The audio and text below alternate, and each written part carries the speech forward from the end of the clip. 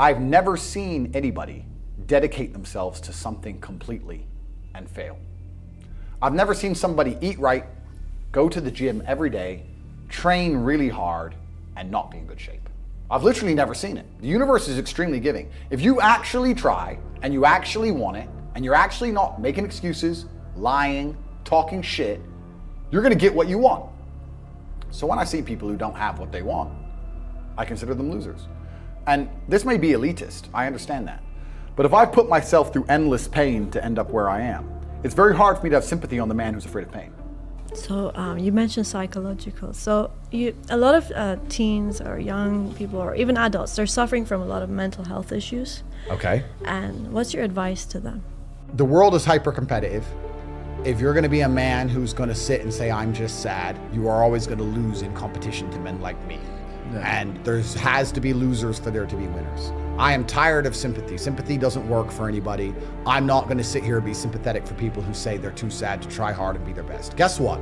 Perhaps I was sad every time I did exactly what I was supposed to do and trained anyway. Perhaps I was afraid when I fought anyway. Perhaps I was tired when I worked anyway. This is how you get ahead in life. I don't have a fucking ounce of sympathy for these people who sit here and say, well, I feel this way, so I can't.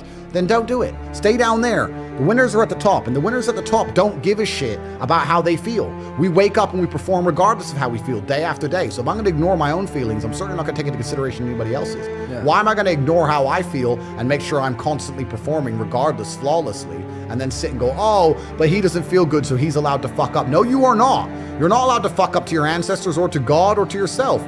You have to perform. This is what being a man is about. The baseline of masculinity is doing things you don't feel like doing. I can't comment on being a woman because I'm not one. But the baseline of masculinity as a whole is the thing that makes a good man is that he does what he doesn't want to do. He doesn't want to work and he works anyway. He doesn't want to go to war and he fights anyway. He doesn't want to get up, he gets up anyway. That's the whole point of it. We didn't want to die in the Titanic. Guess what happened? We died in the Titanic.